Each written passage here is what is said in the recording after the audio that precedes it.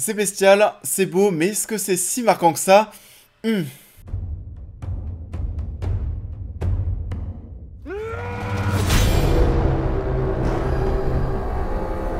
Bonjour à tous, et bah écoutez, j'espère que vous allez bien. On se retrouve aujourd'hui pour une nouvelle critique d'actualité à propos d'un film que j'attendais pas mal. Je dois dire que c'était même l'une des œuvres que j'attendais le plus en ce mois de mai. Oui, il faut dire que j'ai été plutôt charmé par le travail du réalisateur dernièrement, donc The Northman, on en parle. The Northman est réalisé par Robert Eggers, dernièrement réalisateur de The Witch et The Lighthouse. Le très jeune prince Hamlet vient tout juste de devenir un homme quand son père est assassiné brutalement par son oncle. Hamlet va donc fuir son royaume en jurant de se venger. Alors c'est vrai que depuis quelques années, c'est quand même revenu à la mode de faire des œuvres autour de la mythologie nordique, autour des Vikings. On a eu quoi par exemple sur le terrain du jeu vidéo? On a eu le dernier God of War, on a eu aussi le dernier Assassin. Quelque chose de beaucoup moins bien au niveau des séries, on a eu Ragnarok sur Netflix. Bien entendu, on peut aussi tout simplement mentionner la série Viking. Des choses, il y en a. Et on va donc retrouver aujourd'hui le réalisateur qui revient, Robert Eggers du coup, qui revient avec un projet de plus grande envergure, avec bien plus de budget. On n'a pas trop l'habitude de le voir dans ce genre de choses. Ça avait l'air très prometteur au niveau des images, au niveau du casting. C'était un des films que j'attendais le plus en ce début d'année, et ce que j'ai été déçu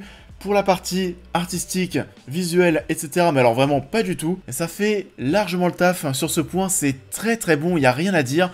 On va bien sûr reparler de tout ça maintenant. C'est vrai que sur l'histoire, on est sur quelque chose de très basique. C'est une histoire de vengeance, tout ce qu'il y a de plus lambda. Du coup, je suis sorti de ma séance assez mitigé. J'ai pris une claque artistique. Par contre, au niveau du scénario, c'était Osef.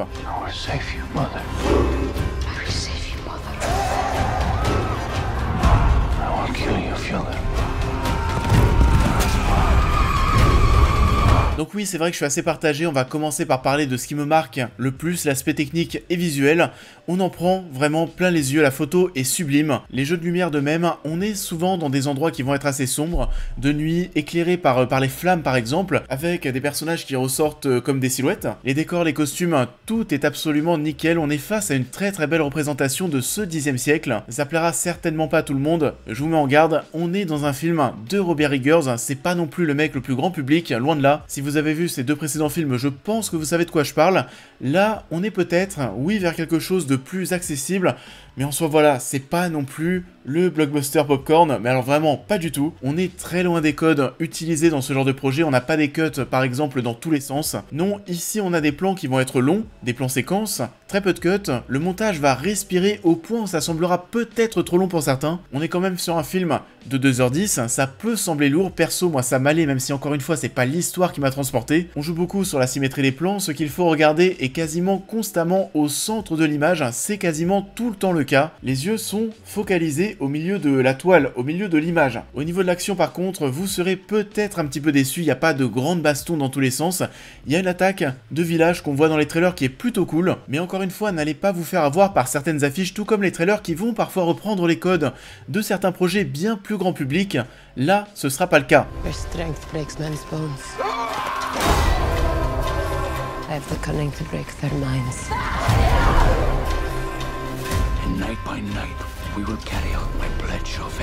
La musique est de même assez envoûtante. Encore une fois, d'un point de vue artistique, il n'y a pas grand chose à dire. Là où ça pêche, c'est l'histoire, le scénario qui tient sur un post-it. Clairement, c'est le film de vengeance ultra lambda, un fils qui va voir son père se faire buter et qui va revenir des années après pour se venger. C'est du vu et du revu, c'est assez décevant sur ce point. Il y a zéro surprise, peu de suspense. L'angoisse va venir à chaque fois, vous savez, de l'atmosphère pesante de l'œuvre, mais pas du scénario. Il y a certains acteurs qui vont avoir du mal à être mis en valeur parce que on les voit très peu, et c'est un petit peu dommage. Pourtant, le casting, alors pour le coup, il n'y a pas grand chose à dire, le casting vraiment déchire.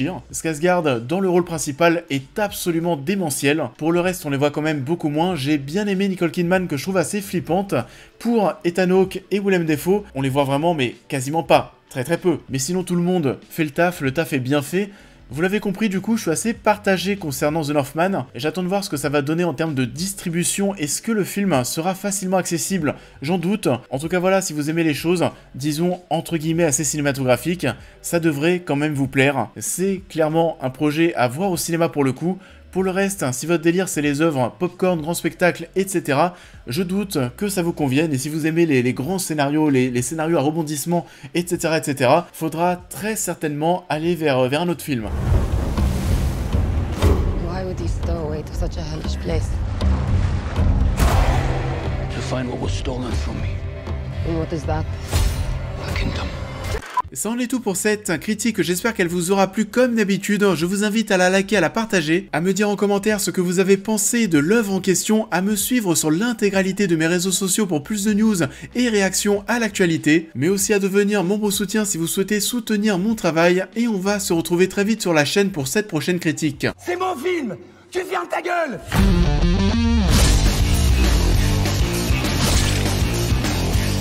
Tu me fais chier depuis le début des répétitions, alors maintenant tu fermes ta grande gueule de con! Et on devrait donc se retrouver la semaine prochaine pour un changement de décor total, puisqu'on devrait parler du nouveau film de Michel Hazanavicius, qui sera au Festival de Cannes. Oui, le Festival de Cannes, c'est la semaine prochaine. Je sais pas du tout à quoi m'attendre, je suis pas non plus ultra épais, on verra ce que ça va donner. Mais en attendant, je vous souhaite à tous une belle continuité de semaine, et je vous dis à très vite!